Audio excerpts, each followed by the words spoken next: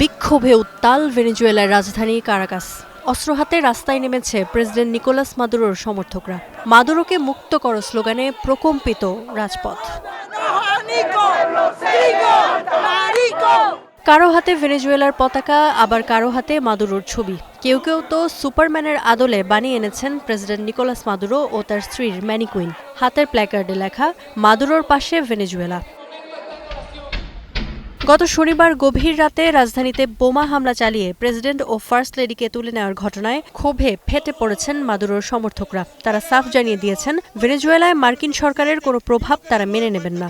মানবেন না মার্কিন পররাষ্ট্রমন্ত্রী মার্কো রুবিও কিংবা নোবেলজয়ী মারিয়া করিনা কাউকেই। মার্কিনপন্থী কোনো সরকার আমরা চাই না। ডোনাল্ড ট্রাম্প এখান থেকে তেল নিতে পারবেন না। রুবিও আমাদেরকে শাসন করতে পারবেন না। আমরা তাদের চাই না। আমরা মারিনা করিনা বা এদমুন্দোকেও চাই না। যথেষ্ট প্রহসন ও সহিংসতা হয়েছে, এসব আর সহ্য করব না আমরা। যুক্তরাষ্ট্রের এই আচরণের বিরুদ্ধে বিশ্ববাসীকে আওয়াজ তোলার আহ্বানও ছিল ভেনেজুয়েলানদের কণ্ঠে। মার্কিন আগ্রাসনের বিরুদ্ধে প্রতিবাদ জানাতে আজ আমরা রাস্তায় নেমেছি। পুরো বিশ্বকে যুক্তরাষ্ট্রের এই আচরণের বিরুদ্ধে আওয়াজ তোলার আহ্বান জানাই। আমাদের প্রেসিডেন্টকে তারা অপহরণ করেছে, যে কোনো মূল্যে আমরা তাকে ফেরত চাই। ভেনেজুয়েলার জয় হোক, মাদুরোর জয় হোক। এদিকে ট্রাম্প বলছেন যুক্তরাষ্ট্র দ্বিতীয় দফায় হামলা চালাতে প্রস্তুত। তার ভাষ্য, ভেনেজুয়েলার মানুষদের মুক্তির জন্যই মাদুরোকে তুলে নিয়ে গেছে মার্কিন সেনারা। দেশটির অন্তর্বর্তী সরকার যদি ট্রাম্প প্রশাসনকে সহযোগিতা না করে, তবে ফের হামলার সব প্রস্তুতি তাদের আছে।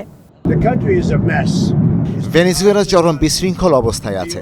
খুবই বাজেভাবে দেশটি শাসন করা হচ্ছিল। তারপরও তাদের আয় আরও বেশি হওয়া উচিত ছিল। আমরা কিছু বিনিয়োগ করব না। বিনিয়োগ যা করার বড় বড় তেল কোম্পানিগুলো করবে। আমরা শুধু দেশটির দেখভাল করব, যত্ন নেব। বিশেষ করে দেশটির জনগণের ও যাদের দেশ থেকে বাধ্য করা হয়েছে তাদের খেয়াল রাখব।